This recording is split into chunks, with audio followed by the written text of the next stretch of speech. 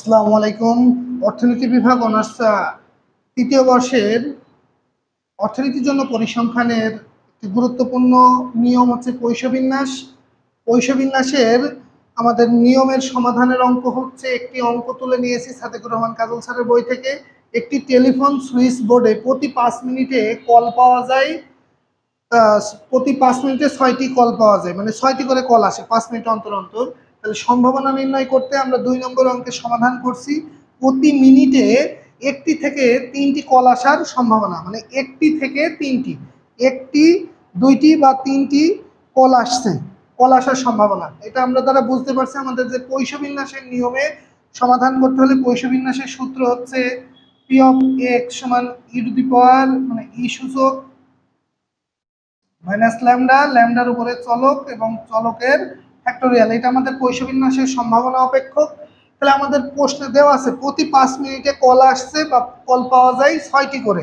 তাহলে আমরা এখান থেকে কি প্রতি মিনিটের ক্ষেত্রে প্রতি 5 মিনিটের গড় ল্যামডার মান হচ্ছে গড় 6, ল্যামডার মান আমরা এখানে পেয়ে গেলাম।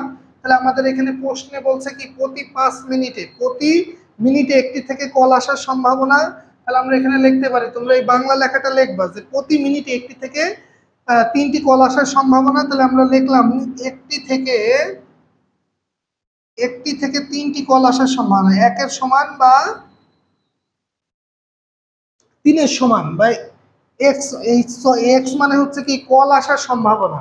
তাহলে একটা কল আসছে 1-এর সমান বা 1-এর চেয়ে বেশি, আবার 3-এর সমান বা 3-এর চেয়ে কম। তাহলে এখান থেকে আমরা বলতে পারি কি 1টি থেকে 3টি কল আসার সম্ভাবনা আমি লিখলাম। তাহলে এখান থেকে কি পি অফ এক্স সমান সমান কি 1 যোগ পি অফ এক্স সমান সমান কি 2 যোগ পি অফ এক্স সমান সমান কি 3।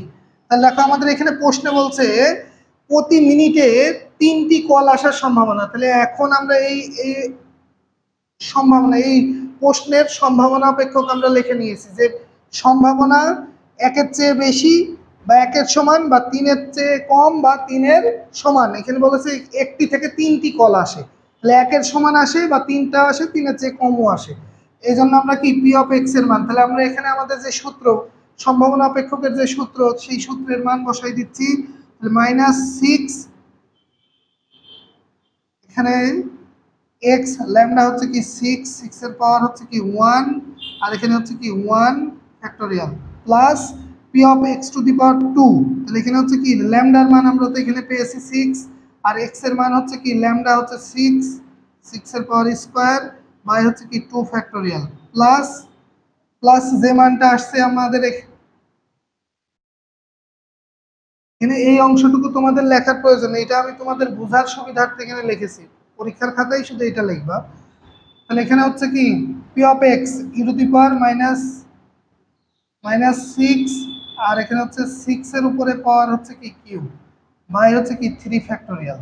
তাহলে এখানে আমাদের যে অঙ্কের সমাধান ই সূচকের মান বের হচ্ছে 2.47, মানে ক্যালকুলেটারে হচ্ছে কি তোমরা শিফট লন -6 যদি বসাও তাহলে দেখবা তোমাদের মান বের হবে 10 টু দি পাওয়ার 10 ইনভার্স 3, এরকম একটি মান আসবে।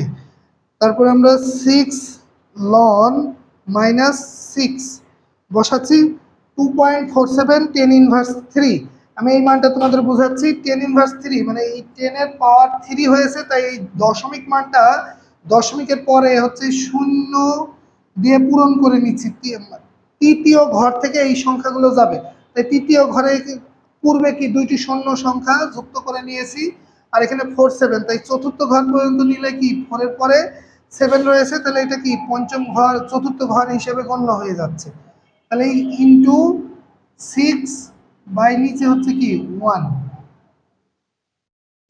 প্লাস, তাহলে এই মানটুকু কি 0.0025, আর 6 স্কোয়ার মানে 36, আর 2 ফ্যাক্টোরিয়াল মানে হচ্ছে কি 2, আর নিচে হচ্ছে 3 ফ্যাক্টোরিয়াল মানে হচ্ছে 6।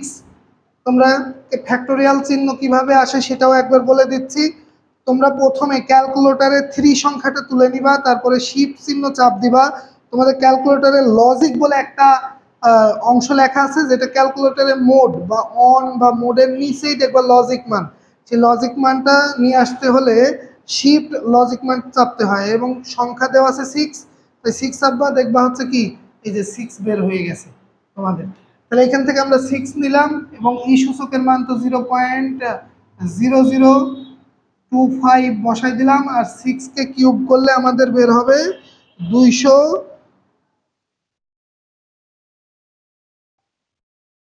6 সংখ্যাটার উপরে কিউব আছে 216। তাহলে আমরা এখান থেকে মান মান বসাই দিচ্ছি, মান বসাচ্ছি, এইগুলোকে গুণ করলে আমাদের মান আসবে। 1 দিয়ে যদি ভাগ করি 0.0025 ইন্টু 6, এটার মান আসছে 0.015। 0.0025 ইন্টু 6, তাহলে নিচে 1, আর এখানে আমাদের মান আসবে তাহলে 0.006 পয়েন্টকে 36 দিয়ে যদি গুণ করি, 0.009কে 2 দিয়ে ভাগ, তাহলে এখানে 00925কে আমরা 216 দিয়ে যদি গুণ করি, তাহলে মান পাচ্ছি 0.54/6। তাহলে দেখো আমরা এখানে যদি ভাগ করি, 1 দিয়ে ভাগ করলে 0.15, এখানে 0.09কে যদি আমরা 2 দিয়ে ভাগ করি 0.045 আসে, এবং 0.54কে যদি আমরা 6 দিয়ে ভাগ করি 0.09 বের হয়। এবং আমাদের এগুলোর যোগফল 0.015 প্লাস 0.045 যোগ 0.09, 0.15। তাহলে আমরা এখানে আমাদের যে কার্যক্রমগুলো পেয়েছি,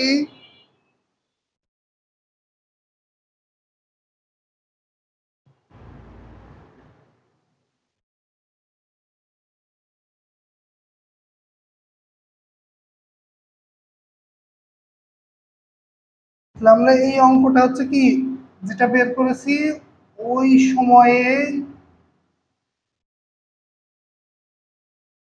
সময়ে একটি কল আসার সম্ভাবনা আসলে কি এটাই উত্তর বের হয়ে যাবে।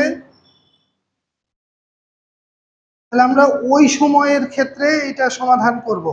তাহলে আমাদের ল্যামডা যে মান ছিল ওই সময়ে একটি কল আসার সম্ভাবনার এই সমাধানটা আমরা শেষ করব। এবং আমাদের ক্লাস ভালো লেগে থাকলে 01939731700 আমাদের ইউটিউব চ্যানেল তৌফিকস ইকোনমিক্স টিচিং হবে, এবং ইউটিউব চ্যানেল এবং ফেসবুক পেজে তোমরা সাবস্ক্রাইব করবা, লাইক শেয়ার দিয়ে রাখবে, বন্ধুদের কাছে মেনশন করবা।